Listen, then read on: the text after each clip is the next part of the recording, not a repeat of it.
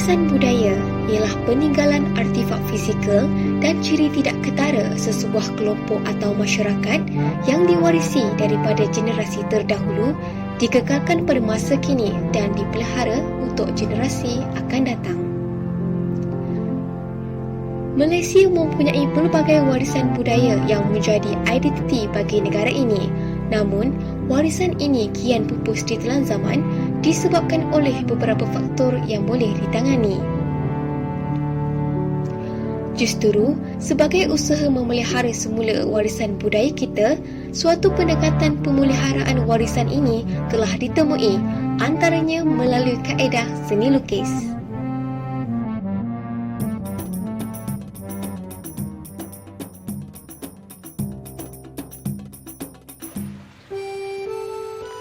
Selamat datang ke Lima Studio. Inilah galeri yang beli. Mini galeri dengan bonsai studio. Okey, seni lukis ni saya start daripada kecil lagi. Maknanya darjah 6. Darjah 6 tu saya dah mengenal lukisan. Dan form 3 tu saya dah jual lukisan. Dah lukis mural rumah orang semua. Dan masa saya tingkatan, saya di-expose dengan satu persatuan Persatuan Seni Lukis Cat Air Kelantan. Okey. Lepas tu saya follow persatuan ni dan ada Cikgu Mokhtar masa tu, Khalil Ibrahim, yang senior-senior lah, Abel Weng. Daripada situ saya menimba pengalaman lah bagaimana nak tackle lighting, shadow, angle dan proportion, nak terjemahkan dalam canvas lah. Skop yang banyak saya fokus adalah warisan heritage. So ini penting bagi generasi yang akan datang supaya kenal siapa kita, apa tok nenek kita dulu buat, macam mana dia tinggal, kan, apa khazanah-khazanah yang kita ada. Contoh-contoh awak tengok dekat belakang ni lah, tengah buat mengkuang, wayang kulit dan sebagainya lah. Realism ni Abang kalau boleh nak capai benda yang real lah. Maknanya bukan kata abstrak, bukan kata ilustrasi, bukan. Benda yang wujud. Dan realism pula kalau boleh nak capai, kalau boleh macam benda tu lukisan tapi dia nampak real. Kalau boleh 100% real. Kalau ada tak lalat ke, kalau ada kutil nak direkodkan juga. Contohnya lah ukiran tu kan, kalau boleh sebiji ukiran tu kita nak buat. Kalau keris tu sebiji kita nak buat. Kalau macam bulu-bulu tu nak tunjuk semua bulu-bulu tu yang ada. Contohnya ayam ke.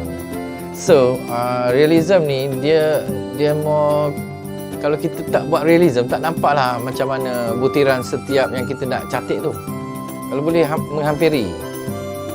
Lukisan Limar sentiasa mendapat perhatian ramai orang disebabkan hasil karyanya yang teliti dan kemas.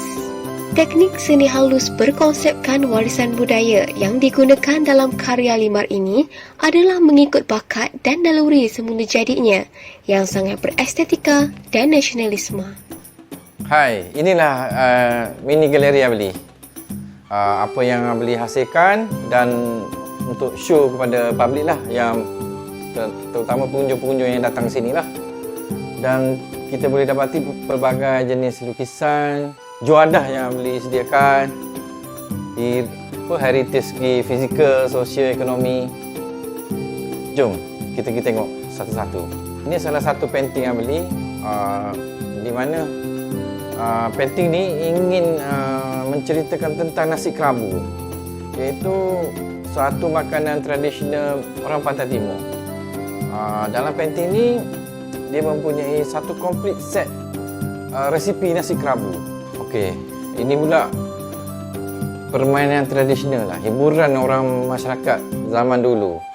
Kebanyakan mesej penerangan yang kerajaan salurkan kepada masyarakat maknanya melalui hiburan. Maknanya zaman dulu wayang kulit ini berperanan sebagai pejabat penerangan kerajaan. Okey, kita tengok lukisan ni pula. Abang buat besar ni. Abang buat besar ni supaya kita nak gambarkan aktiviti tu lebih clear lah. Okey, tajuk lukisan ni Abang letak gotong royong lah. Gotong royong ni adalah aktiviti yang selalu dijalankan di kampung. Sekarang ni dah kurang dah, tak ada gotong royong dah. Gotong royong tu ada tapi tak macam gotong royong di kampung. Mana ini gotong royong menolak perahu setelah diservis, jadi diperbaiki, semula balik ke sungai lah.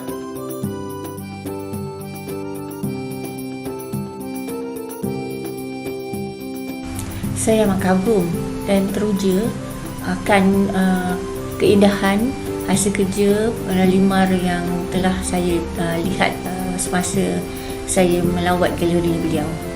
Saya merasakan Limar seorang pelukis yang hebat, betul ya, kerana beliau memiliki bakat semula jadi yang tidak ada pada orang lain, dan apa yang dihasilkan itu menginspirasikan semua orang. Limar sememangnya layak untuk mendapat penerbitan dokumentari ini kerana hasil kerja yang dihasilkan sangat menarik dan boleh dipromosikan untuk dikomersialkan, dan juga tema lukisan bertemakan warisan wajar diketengahkan agar warisan kita tidak pupus di telan zaman. Antara tajuk lukisan Abel Limar yang melambangkan pemeliharaan warisan budaya ialah pembuat wau, pemain rebana, tok dalang wayang kulit, pasukan tikar barat, pembuat tikar mengkuang, sabung ayam dan peniup serunai. Kita suka benda heritage ni sebab kita hidup zaman kita kan. Tengok dulu ayah saya bertukang, tok wan saya bertukang kan. So kita hidup di kampung nelayan, orang pergi ke laut, tengok perahu, tengok macam-macam lah pukat, macam mana cara hidup dia, pakai semutar kan, pakai macam-macam alat, jala, pukat. Cuba kita keluar daripada Malaysia, orang akan tengok, oh ini Malaysia punya culture sekarang dulu kan. Maknanya benda tu sangat value lah. Sentuhan emas Abel Limar berjaya menambat hati peminat-peminat seni lukis. Keterujaan memiliki lukisan sentuhan Limar sudah pasti menjadi impian mereka. Antara pelanggan lukisan Abel Limar termasuklah orang kenamaan dari dalam dan juga luar negara. Dia punya bakat semula jadi. Jadi tak, orang kata tak payah orang nak ajar-ajar, dia dah tahu nak blend colour. Orang kata dia sketch sikit-sikit je. Jadi dia terus colour. Dia bila dia tengok gambar dia tahu macam mana nak colour. Jadi yang itu passion dia tu, itu yang akak kagum, sebab dia ni passion pada lukis ni, dia akan lukis sampai benda tu jadi. Walaupun Puan Maria tidak mempunyai latar belakang seni, beliau masih berkeupayaan mengkritik karya seni Abel Limar bagi menghasilkan lukisan yang lebih sempurna.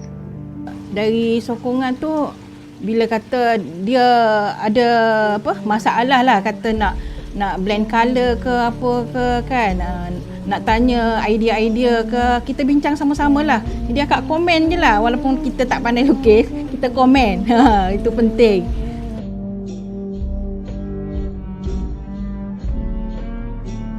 Bagi saya hanya belajar dengan alam. Saya tak ada cikgu.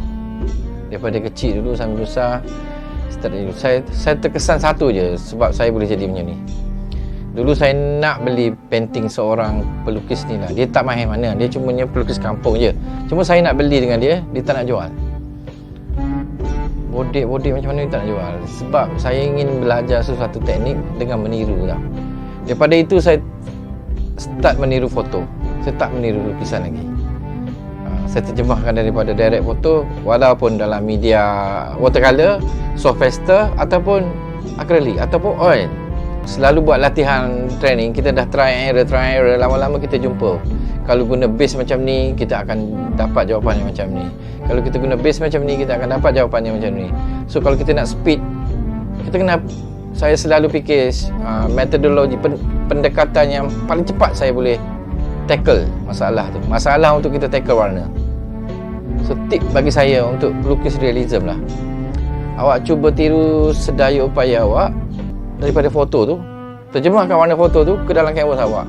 Bila awak capai benda tu, awak tengok foto dengan kanvas awak tu dah hampir serupa, maknanya awak boleh capailah tahap lukis realism tu kat saya. Okey, macam teknik ni boleh mula-mula boleh masukkan lakaran dia.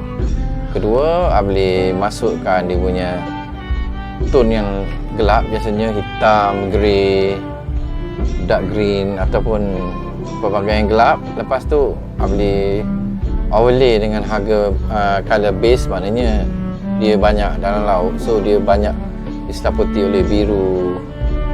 Dan kemudian kita buat medium tone, overlay lagi. Macam tu lah, simple je kan.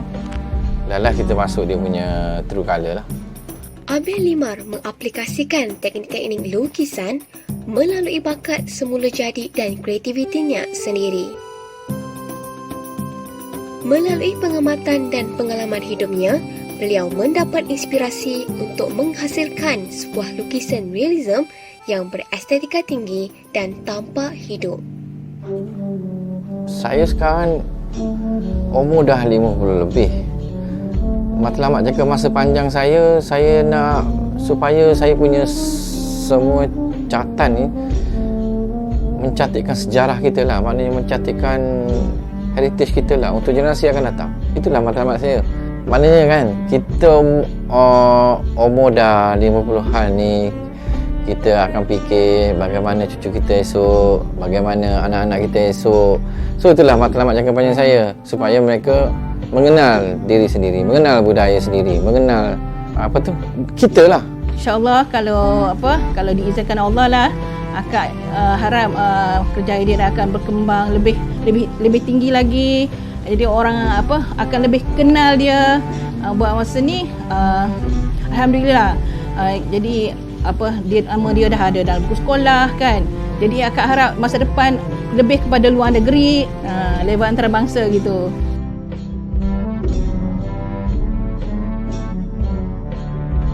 Abang Lee mempunyai harapan supaya orang lain pun, bukan Abang Lee seorang yang buat jejak warisan ni, ramai yang buat jejak warisan ni, yang merekodkan warisan ni, supaya benda ni tak pupus lah. Sebab warisan kita ni adalah tamadun sebenarnya. Tamadun ni itu menggambarkan pencapaian kita lah. Sebenarnya kita dulu lagi maju daripada sekarang, tapi banyak kita punya kemajuan tu ditanam oleh penjajah. Maknanya tamadunan kita tu janganlah pupus.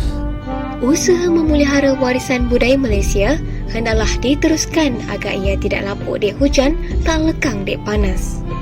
Selain daripada minat yang mendalam terhadap bidang seni lukis, Abel Limar mengkomersialkan jenama dan lukisannya untuk menjana ekonomi keluarga dan negara.